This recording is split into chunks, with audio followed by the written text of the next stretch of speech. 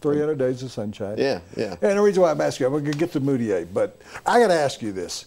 The Nuggets have revealed this new court. And people go, so what? The team's not any good, but they got a new court. Yeah. And the only thing that kind of hit me, so they're replacing the pickaxe at center court with the emblem with the mountaintop. Yeah.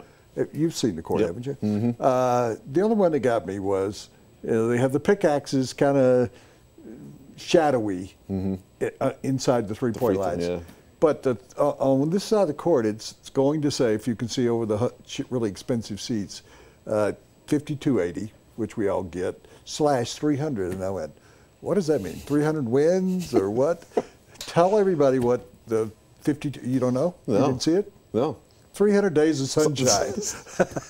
Which scares no one coming into it. Well, you put the 5280 out there. I'm going to rapid fire with you. I'll give you 1 minute to answer 3 or 4 questions. How's that? Moutier, what are your expectations from this year? Do you think he's going to be a leader of this team right away? Can he be? Is he going to be, I said 15-7? Right. Is that good or would that be bad? No, that would be incredible. If he 15-7 would be incredible. That would get him really close to being the Rookie of the Year, if not being Rookie of the Year. I'm thinking a little bit more along the lines of 11 or 12 points a game for him, but certainly 7 or 8 assists. I think the assist will be there because there are guys capable of making shots around him. Yes, the leadership question, yes. I think we'll start to see him take over as a leader. He wants to be vocal, and he will be vocal. He started doing that way back in Summer League and has continued that. And you saw him in the Summer League, yeah, unlike absolutely. me.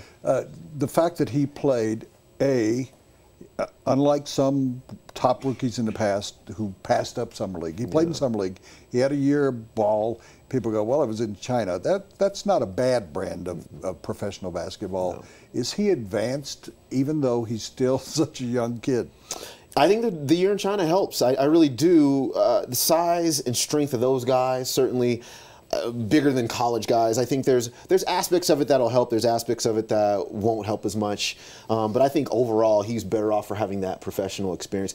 And then not only that, though, Woody, is going overseas, living on your own, having to figure things out. I think so he's not having to acclimate to a professional style of life the way, say, D'Angelo Russell or Jahlil Okafor is going to have to do that.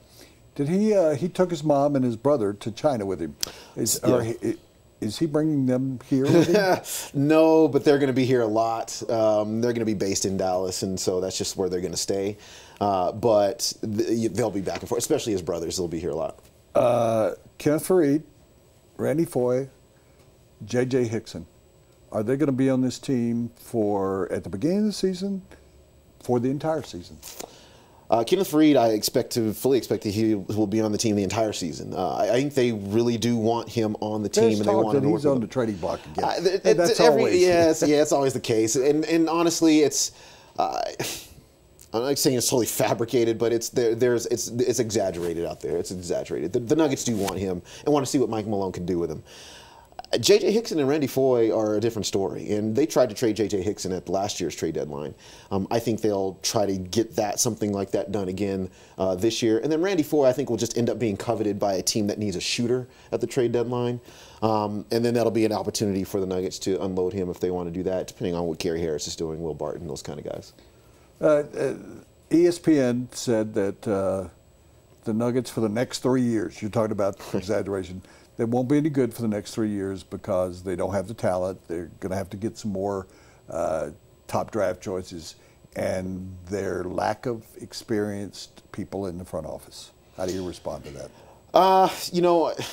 Honestly, I think it's not a stretch to say a bad team is going to need a few years to get better. If you're just, bottom lining it. But, I think they're on a little faster track than your normal losing team because it's not all youth. There is still Gallo, there is still Wilson Chandler, there's Kenneth Faried, there's these guys who have been around, and some of those guys on the 57-win basketball team. So, if these are your core guys, really the only real core guy that you're adding that's super young is Emmanuel Moutier.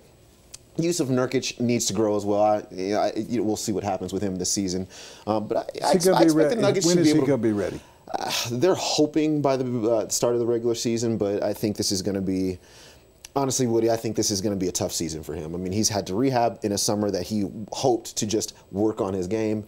And I think he's going to have to work on his game during the season. We all know how that works out, and I think it's going to be a tough season for him. Played back in Europe this year, showed signs at the end of last year. Is he going to have the breakout season that we've been waiting for? If the Nuggets do anything, he has to. And honestly, he should be the leading scorer on this basketball team. There's no other guy qualified. There's no other player that should take that role in the way that Gallo should take it. And I expect him to. He played great, you're right, at the end of last season. He played great in the Eurobasket tournament. So health is always a factor with him, but I think should he stay healthy, I think he'll take that role. And finally, Malone, it seemed to me in the Summer League that they were playing a faster pace. I don't know whether that was based on Malone's orders or that was just Summer League basketball where you tend to have a pace that's really fast anyway, young players who want to run. Yeah. Are we going to see a return to averaging 107, 108 points a game? Boy, I don't know if they'll get to that point total, but yes, I think it'll be obviously faster. You know, the Nuggets' pace was actually among the top 5 last year, even under Brian Shaw, but it was inefficient. It was left. Well, it was inefficient. It was inefficient, so it looked bad. And I think what's going to happen this year is I think the half-court offense is going to be played at a quicker pace, a more free-flowing pace. They're not going to be trying to create jump shots. They're going to try to create opportunities at the rim first.